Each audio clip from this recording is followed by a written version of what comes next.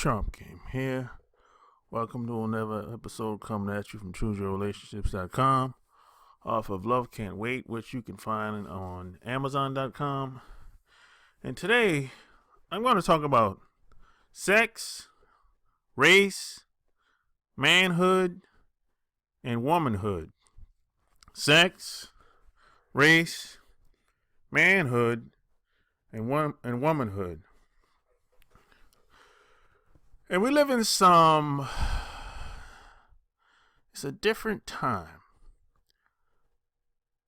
in the United States of America. A lot of things, some things don't change.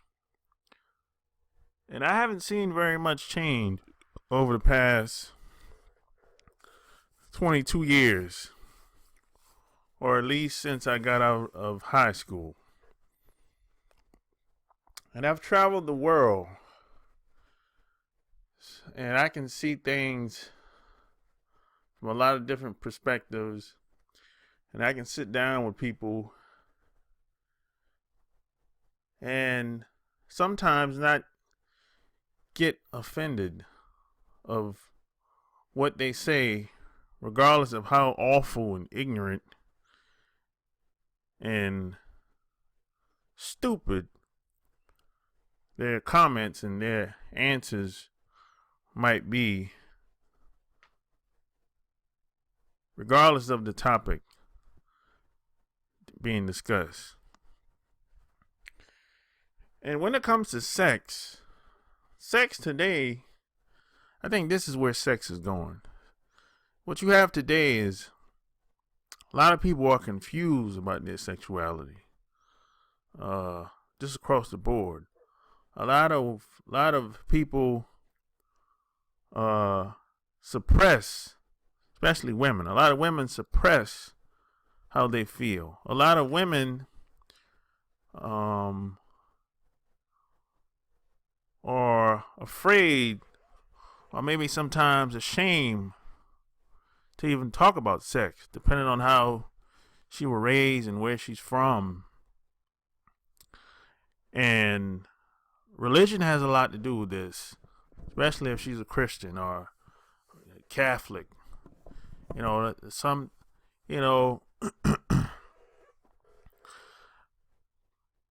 Religion, all religions have rules. So religions play a lot in the sexuality. And I think a lot of males and females are dishonest about sex, and in more ways than one. I'm not going to get into all of that, but what I would say is a lot of guys aren't honest because they aren't. A lot of guys have to have more than one woman. A lot of guys, I think it's very difficult to stick with one woman sexually. Now, I think they can be with the same, I think they can live, I think the average guy can live in a household with the same woman for a long time. But I think most guys have to have more than one woman sexually. And I think a lot of females are like this as well today, because women today have, this is not the 80s, 70s and 80s and 90s anymore. Women today got guys on speed dial. They got a guy to do almost everything you can imagine. Especially the women that's in the 20s and 30s, living in major cities or big cities across America. Because a lot of these towns, big towns, is chaotic in these towns. It's not it's hustle and bustle. It's people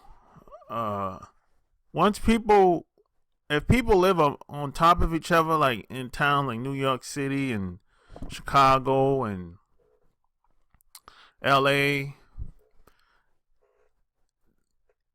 That's people lose their goddamn minds.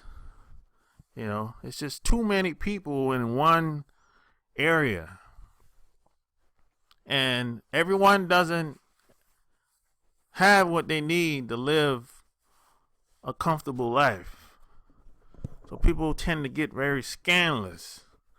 And they start to run game and run tricks and take advantage of people and mistreat people and rob and steal and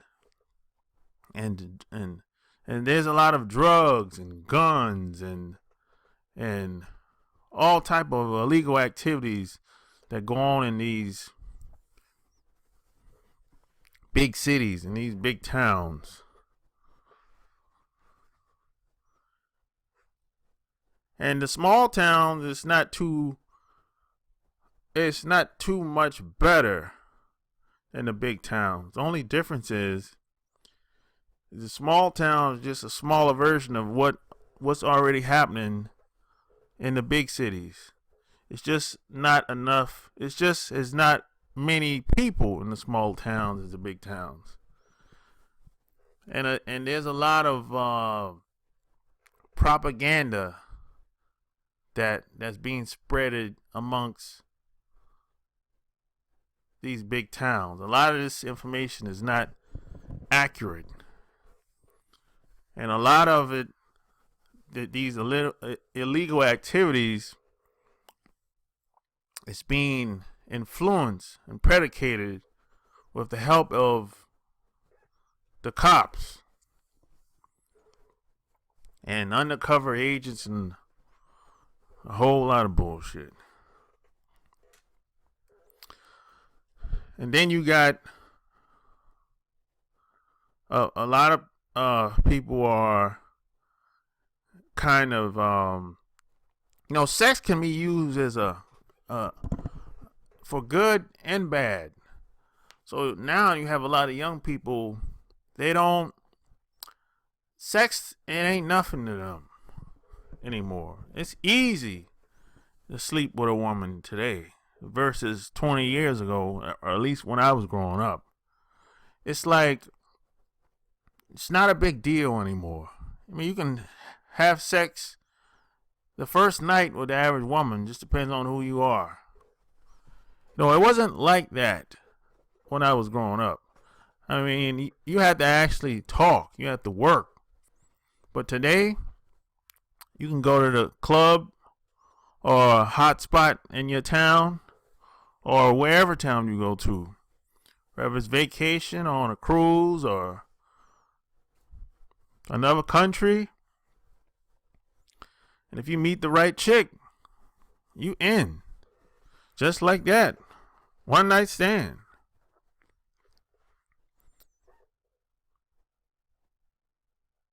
It is what it is. And then when it comes to race, nationality, I think we really have to be honest. If you're a non-white person, people in the dominant society, white folks, the 1%ers, or should I say the people that you don't see on television, but the people that own these big Fortune 500 companies, they got shares in these companies. They run the banking industry. They own and control the oil and any natural resource that's worth anything. Basically, these people, they dominate and control everything worldwide. We really have to be honest with that. When we try to do anything major in life, or if you're trying to make any power moves, you're going to run into one of these entities, or whether you need a business license, or whether you want to invest into something. you're going to run in. You're going to need permission from somebody that's in charge of of a certain industry or a certain sector in the marketplace,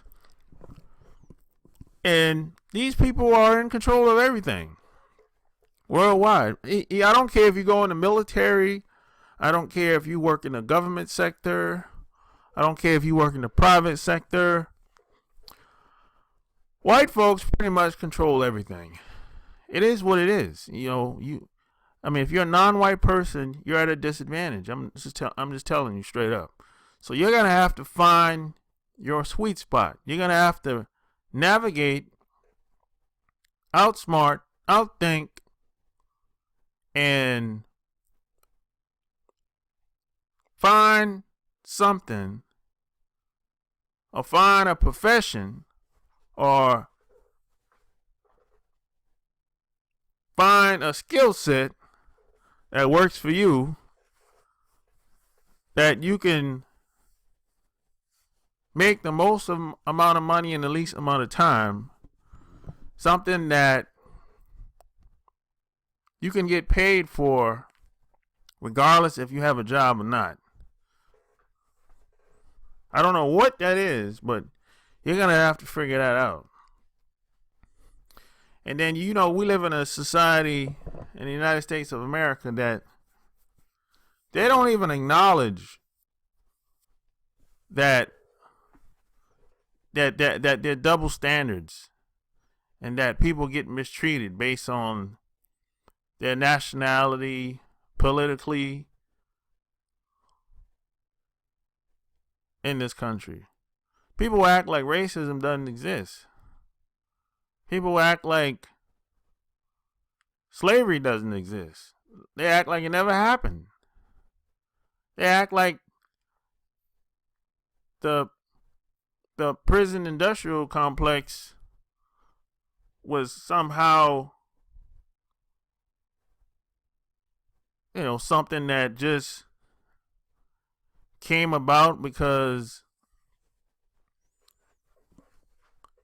that's where people go at when they do crimes. They act like there's no such thing as a double standard or any biases, or the laws and public policies. It's not a disadvantage to certain groups of people in this country. People will argue up and down and lie to your face. They act like certain people don't have a leg up in society, just socially, economically, working a job. They act like, it's no big deal. It's what they usually say. We're equal opportunity employer. People are very disingenuous when it comes to a lot of things in society. As long as it's not affecting them directly, it doesn't exist. And a lot of people don't even like talking about anything that's controversial. They get very uncomfortable. So this is what you have to deal with. People don't like talking about politics, sex, racism, religion. They don't really like talking about anything that could really make a difference. They don't even like talking about your experiences. Maybe you had an experience in an area that's within those taboo subjects that I just named. And people will get uncomfortable with you, even though the story that you're telling has nothing to do with them. It has to do with you. It's your experience. And they'll get upset with you. And sometimes they might not be friends with you anymore. Yeah, so we live in a society like that today. There's a lot of ass kissing going on. There's a lot of people are very dishonest and disingenuous when it comes to a lot of topics. I mean, people are walking around acting like they like each other, but in reality, they don't. People are kind of they they're like good actors today, much more today than ever. I mean, it's going to be very difficult for you to meet someone that's going to be brutally honest with you, male or female. That's going to say that's going to really like you for being you, without the material gain that you might have lingering around you. See, most people date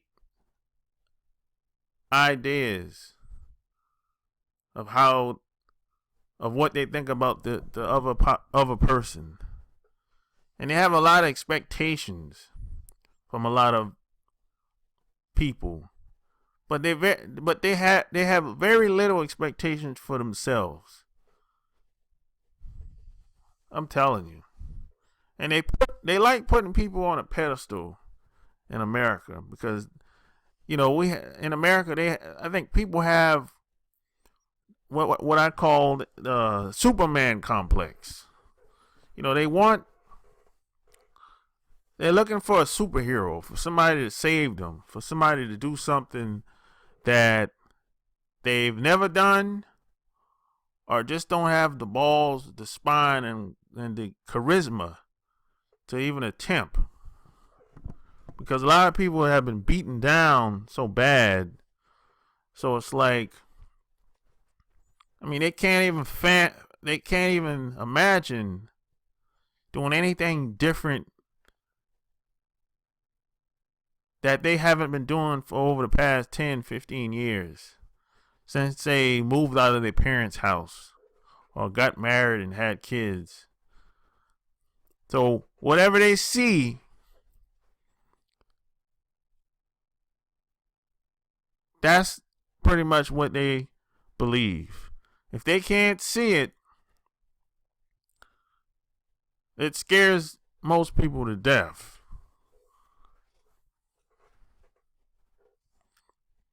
And when it comes to manhood, a lot of guys are so weak, soft, lame. I mean, I never really, I really don't know where things is going. I mean, the roles have switched today between men and women. You got women seem to want guys to be more like women, and women seem to want to be more like men. See, the roles have switched, and I don't think most people even know their roles as a man or a woman. And I don't even think most people care. They just want what they want, whatever that is. And a lot of women have kind of bought into this idea that, they start talking this new age crap. Some women say they're a new age woman, and they don't. A lot of these women don't really care about family. They want to kind of reinvent the wheel and create their own version of a family. Even though, regardless if it's going to work or not, or regardless if it's been proven to work or not, they're trying to reinvent the wheel, even if it goes against nature. See, a lot of women want to be if they get with a guy, especially if they live with him or get married. They want to wear the pants in the relationship. They want to be the man and the woman. See, they want to be the man when it benefits them. They don't want to be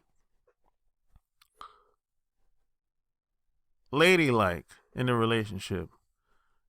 They want to tell the guy what to do. They want to boss him around, pull him around, and, tell him what he should be doing. Regardless of what's going on in the relationship. He might be a good guy. He might be a guy that's taking care of the family and the kids and put in time. But that still ain't enough for a lot of women. And the problem is with a lot of women is they don't really want to be themselves. They want to be somebody else. Especially non-white women. Non-white women tend to want to be like Caucasian women. They want their features and their benefits. And then you got Caucasian women want the other women features, non-white women features. They want the hair, they want the butt, they want the skin tone, texture, but they don't want what comes along with that though. They don't want the social life, the social aspect of what a lot of non-white women go through in America. They don't want that, but they just want their features. So what you have is you got a clusterfuck. You got a bunch of confused men and women trying to get along with each other, but most men and women in America don't really respect each other as a whole. They really don't. What you have is a lot of women, they don't necessarily respect the man. They respect what's behind the man. So whether it's money, whether it's power, that's what they respect. Or influence as well. That's what they respect. They respect what's behind the man. They don't respect the man himself. This is why when you see, you might have a man and a woman that's married, and as soon as he breaks his leg and loses his contract or loses his job, she's gone. She bails out real quick. Or she said, hey, I want a divorce. Because she didn't necessarily respect him as a man. She wasn't really into him as a man. She just respected what was behind him. And that's the problem that we have in America. A lot of these women aren't really into these guys. They seek benefits. So a lot of women, it seems like the more benefits they get in society, the more they distance themselves from guys. And guys become a commodity. So a lot of women have gotten to the point where they say, hey, you know what? I'd rather get a divorce and go my separate ways with me and the kids. And you pay child support or alimony for 1 to 2 years. And pay child support until the kids turn 18. And I'll figure out a way to make a living on my own.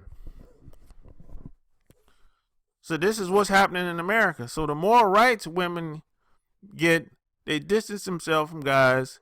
Guys become a commodity. So they'll meet one guy, get tired of him, and go to the next guy. And then you got some women, they'll get in a relationship. They'll start dating women. So they'll become, I don't know if they become lesbians. They probably was lesbians the whole time. But anyway, that's a story for another day. Some women just go full throttle. They'll be in a relationship. They'll date women, and some of them will even marry another woman. And they'll say, well, you know what? Some get to a point they'll say, well, I don't really have anything to do with a guy. Now, they want what the guy has, whatever that is, whether it's sperm or just having a baby or just a one night fling or whatever the case is.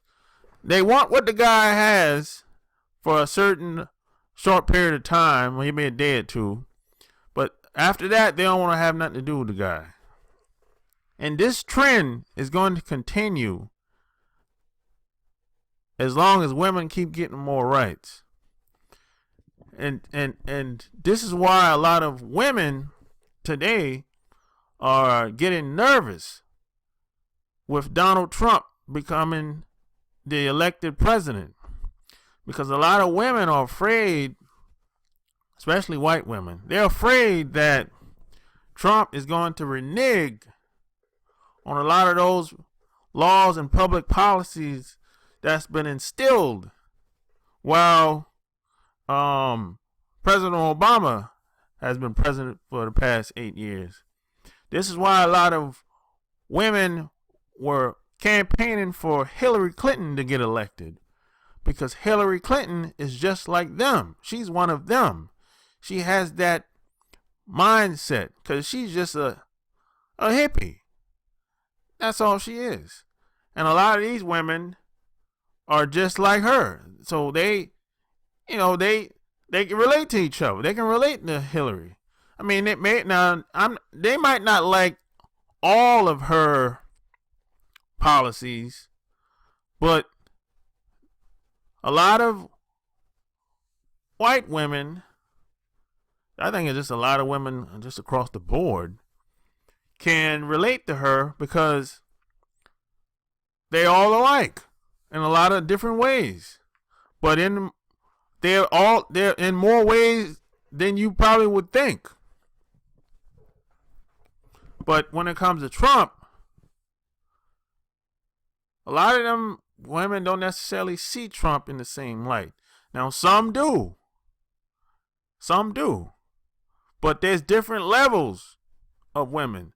See, I figured this out. Most of the women that were in favor of Trump, that were campaigning with Trump, they usually women of with higher income, for the most part. Now, it might be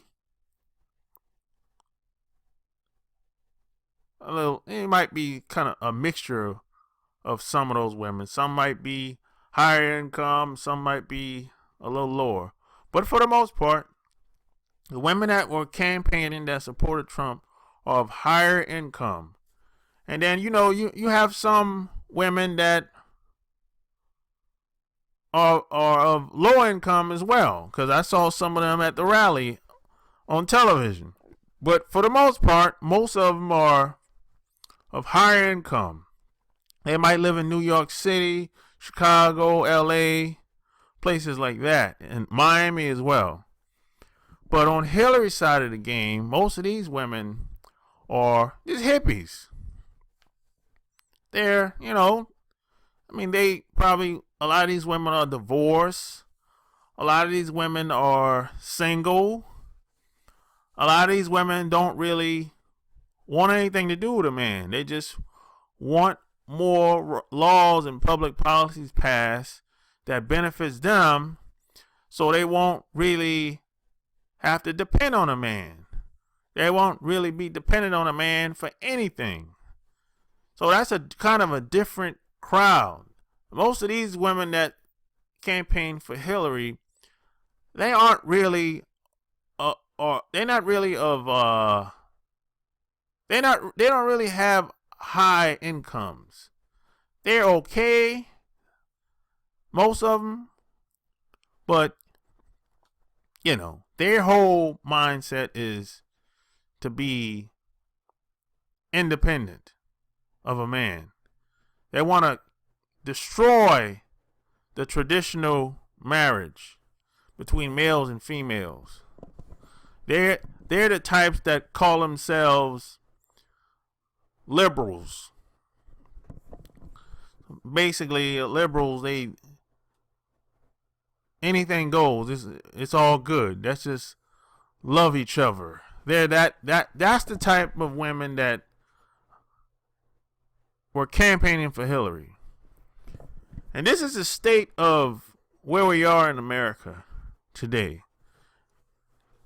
And I'm going to predict the more rights women have in society, the worse socially it's going to get in a lot of these major cities.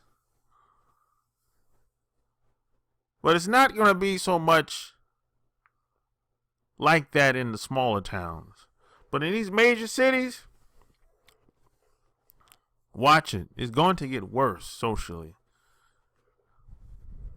And that's going to trickle down to men and women having relationships amongst each other. And it affects a lot of people in America because a lot of people watch television in America. And television is probably the greatest weapon used against the American people in this society. Because people get brainwashed and they believe whatever they see on television to be true, to be relevant to them. And nothing can be further from the truth. But that's how it is, for the most part. So you, as a non-white person, you have to outthink, maneuver, navigate, and find a way to either get around or go through the chaos. And it's not easy.